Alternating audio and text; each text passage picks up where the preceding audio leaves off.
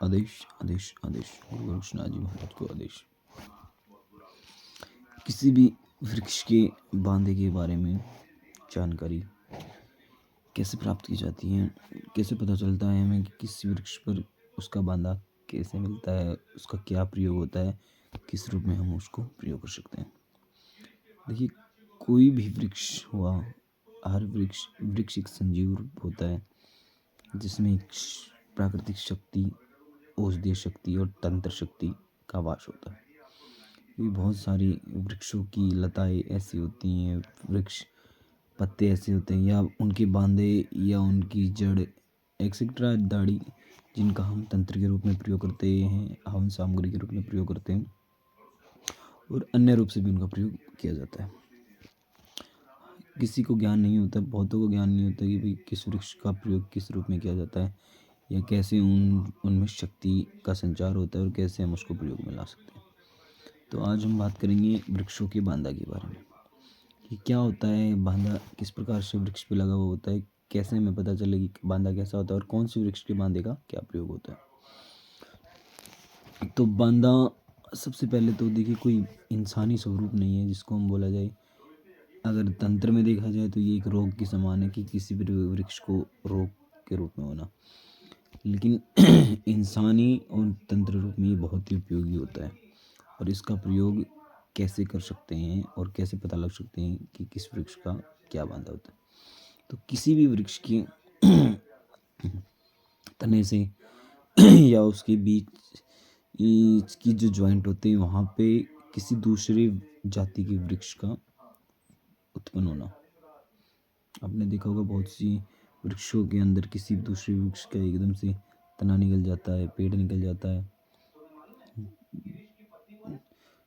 जिसको हम बांधा बोलते हैं। उस वृक्ष का वही बांधा होता है। नए वृक्षों में शायद नाम मिले, पीपल के वृक्ष में आप चेक कर सकते हो, कोई वट वृक्ष हो, बरगद का पेड़ हो या और भी बहुत से वृक्ष हैं। जो सबसे अलग मिलेगा एकदम बिल्कुल तने में से निकला हुआ मिलेगा या कहीं ज्वाइंट के बीच में से निकलेगा, अलग ही रूप होगा, उसको उसका बांधा कहा जाता है। उस बांधे का प्रयोग तंत्र रूप में बहुत ही उपयोगी होता है। बहुत से कार्यों की सिद्धि के लिए बांधों का प्रयोग किया जाता है। हर वृक्ष के बांधे का अलग प्रयोग होता है। किसी को कार्य सिद्धि के लिए किया जाता है, किसी को आकर्षण के लिए, किसी को चाटन के लिए, किसी को विद्वेषण के लिए, किसी को ऋण में जीतने के लिए अलग अलग प्रकार से इनका प्रयोग किया जाता है। हर बांधे को अलग नक्षत्र में आप घर लाया जाता है। उनकी ऐसे नहीं है कि आपको मिल गया और आप उसको उसी समय वहाँ से ले आए, उखाड़ के ले आए, तो वैसे उसका कोई प्रयोग नहीं कर सकते आप। तो एक विशेष मुहूर्त में, एक विशेष नक्षत्र में हर वृक्ष के बांधे का अलग नक्षत्र होता है। उसी सेम नक्षत्र में उसको लाना पड़ता है। पहले उसको पूजा करके उसको नोत के आना पड़ता है कि हम आपको अपनी कार्य सिद्धि के लिए आपको अपने घर ले जाने आए, तो कृपया करके आप हमारे साथ चले, वगैरह वगैरह मंत्रों द्वारा उसको घर लाया जाता है। फिर वो आपकी कार्य सिद्धि में आपका साथ देते हैं, या जो भी शक्ति ऊर्जा को आप अपने साथ लाते हैं वो ऊर्जा आपका कार्य अवश्य बनाती है। तो ये बांधा होता है। सबसे ज़्यादा बांधा आपका अलग अलग पेड़ों का, जैसे शीर्ष का बांधा। सबसे पहले हम बात करेंगे शीर्षों का बांधा। अगर शीर्ष का बांधा आपको मिल जाता है तो इसको पूर्व भाद्र पद नक्षत्र में प्राप्त करना होता है। पूर्व भाद्रपद नक्षत्र में इसको धारण करें। पहले दिन इसको नोत के आए, अगले दिन शुद्ध भाद्रपद नक्षत्र, पूर्व भाद्रपद नक्षत्र में जाके उसको लेके आप अपने घर आए और इसको सिर पे धारण किया जाता है, जिससे आप अभय हो जाते हैं। आपको कोई भी डर नहीं रहता है। अगर आपको कोई शारीरिक रोग है, जो कि आपका गुप्त रोग जिसे बोलते हैं, इंसान जेंट्स में कोई गुप्त रोग होते हैं, तो इसको दूध के साथ आप सेवन करें, जिससे आपके गुप्त रोगों में कमजोरी जो आपकी होती है उसमें आपको बढ़ोतरी मिलती है, आपको फ़ायदा मिलता है, आत्मबल आपका बढ़ता है। तो ये शीर्ष का बांधा। इससे अगले बात करेंगे बेर का बांधा। अगर बेर का पेड़ है, बेरी का पेड़ हो, तो उस बांधे का प्रयोग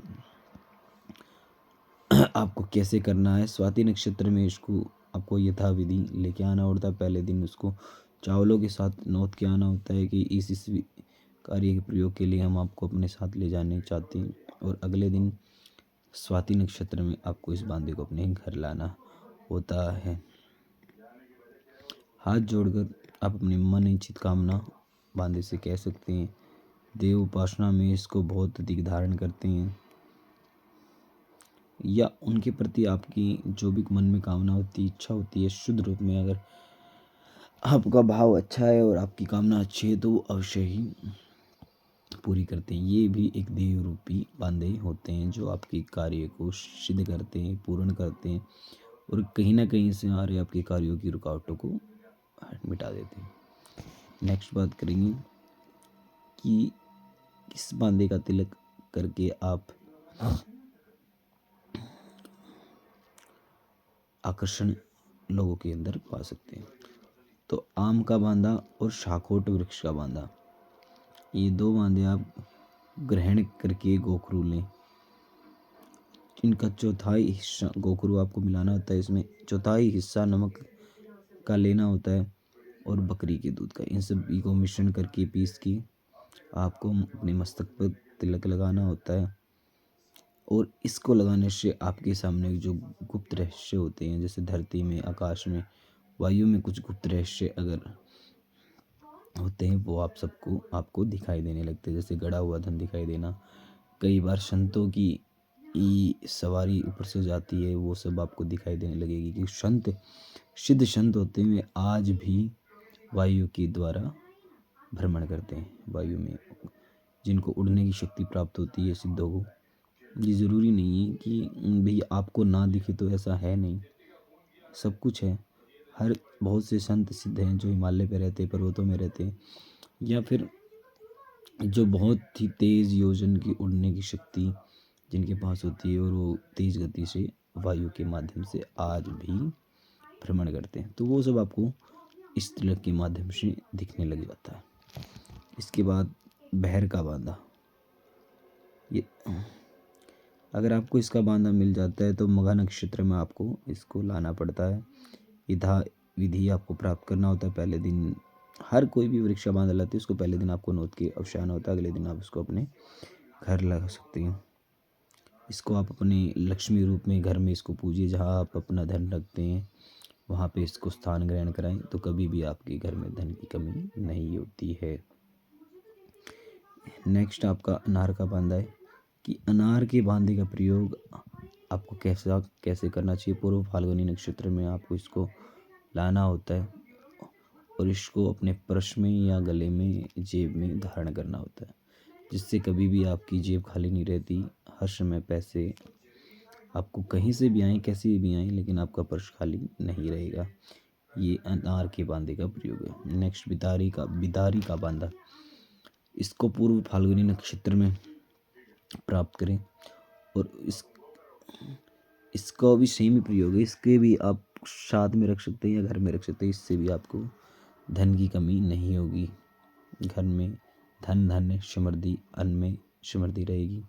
आपके घर परिवार में कभी भी धन और अन्न की कमी नहीं आएगी। कुशा का बांधा, तो कुशा का बांधा रक्षा के लिए प्रयोग किया जाता है। भरणी नक्षत्र में इसको प्राप्त करना होता है और इसको प्राप्त करने से आप अपने साथ रखते हैं तो किसी भी कार्य के लिए जाए वो आपका कार्य अवश्य सिद्ध होता है। घर में रखते तो धन धान्य में समृद्धि रहती है अगर कुशा का बांधा आपके पास है।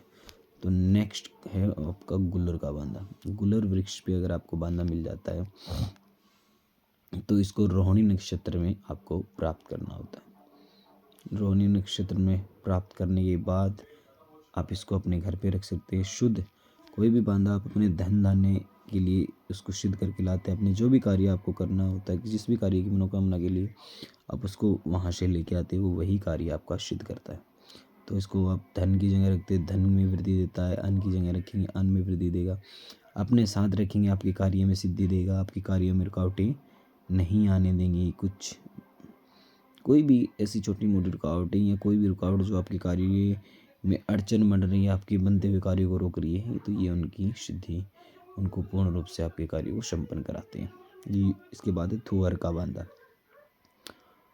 कृत्तिका नक्षत्र में आप इसको लाते हैं। कृतिका नक्षत्र में इसको आपको धारण करना होता है। भुजा में आप इसको धारण कर लेते हैं तो आपको शब्द सिद्धि प्राप्त होती है। पहले कृतिका नक्षत्र में इसको लेके आए, इसको शुद्ध करें। हवन के द्वारा इसको शुद्ध किया जाता है, जो कि आपको यहाँ पे नहीं बताया जा सकता किन मंत्रों का उच्चारण होता है और कैसे आप इनको सिद्ध कर सकते हैं।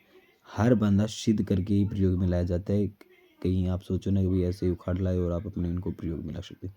पहले उनको शुद्ध करना पड़ता है, फिर सिद्ध करना पड़ता है, फिर आप इनका प्रयोग कर सकते हैं। और तुअर के बांधे से आपको शब्द सिद्धि प्राप्त होती है। आपके मुख से निकले हुए वचन सिद्ध हो जाते हैं कि किसी के बारे में भी दूर दूर की बातें आप उसको बताने लग जाते हैं। ये इसका प्रयोग होता है। नेक्स्ट है आपका वट वृक्ष का बांधा, यानी बरगद के पेड़ का बांधा। अगर इसको आप हाथ में धारण कर लेते हैं तो आपको कभी भी किसी भी युद्ध में हार नहीं हो सकती।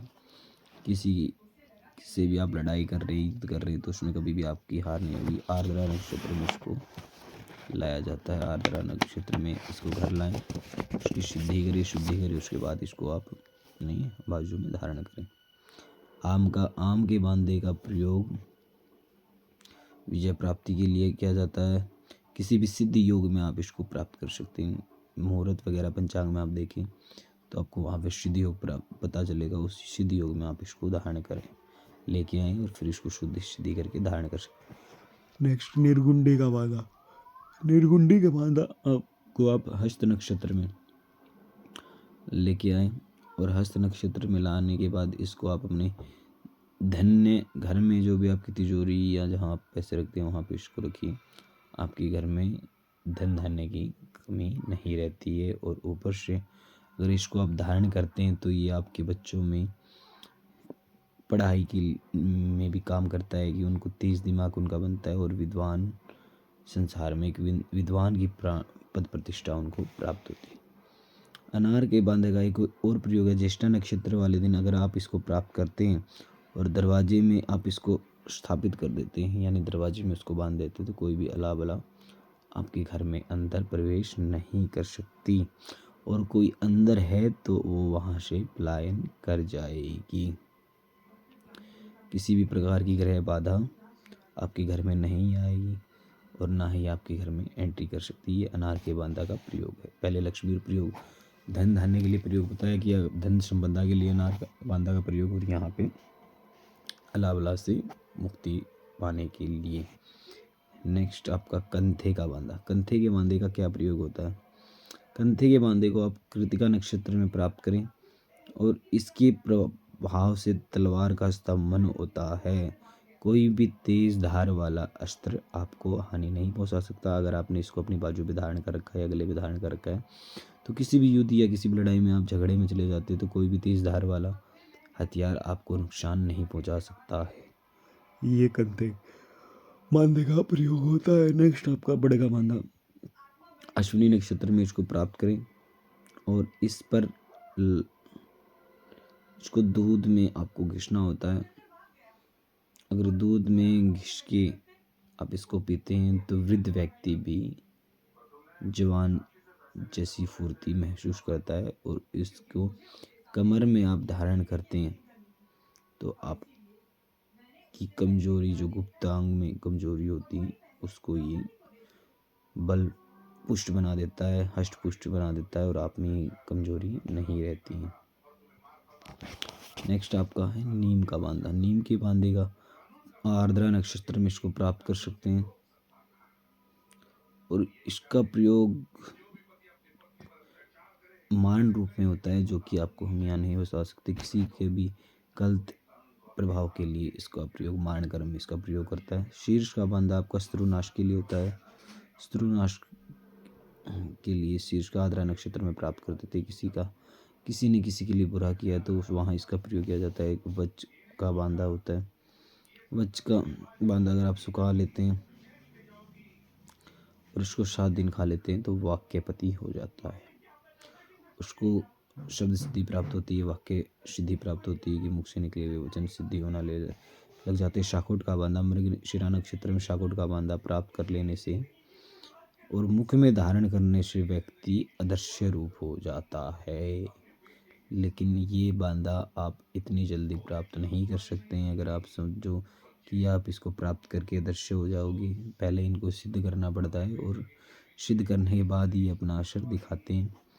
और अनुराधा नक्षत्र में इस बांधे का प्रयोग करके गोरोचन में आप इसको पिसकर काजल की भांति आंखों में लगाते हैं तो पृथ्वी में दबे हुए खजाने की आप मालिक बन सकते हैं। और पृथ्वी में दबा हुआ खजाना आपको मिल सकता है इसके प्रयोग से। तो रोहित का बांधा आप अनुराधा नक्षत्र में प्राप्त करें और इससे प्राप्त कर धारण करने वाला मनुष्य अदृश्य हो जाता है। सिद्धि प्राप्त करने के बाद कपास का बांधा भरणी नक्षत्र में इसको प्राप्त किया जाता है और ये भी आपके दृश्य रूपी कार्य में आपको सहायक बनाता है। बेल का बांधा, जैसे कोई बेल, किसी भी प्रकार की बेल पे कोई दूसरी जाति की बेल उग आती है या वृक्ष उगाता है तो इस बांधे का प्रयोग आपको दृष्टि से ओझल होने के लिए किया जाता है। अशोक के पेड़ के बांधे का प्रयोग को आप उत्तराषाढ़ नक्षत्र में इसको ला सकते हैं और इसका प्रयोग भी अगर आप इसको विधिवत सिद्ध करके पी लेते हैं तो ये भी अदृश्य रूपी कार्य आपके लिए करता है।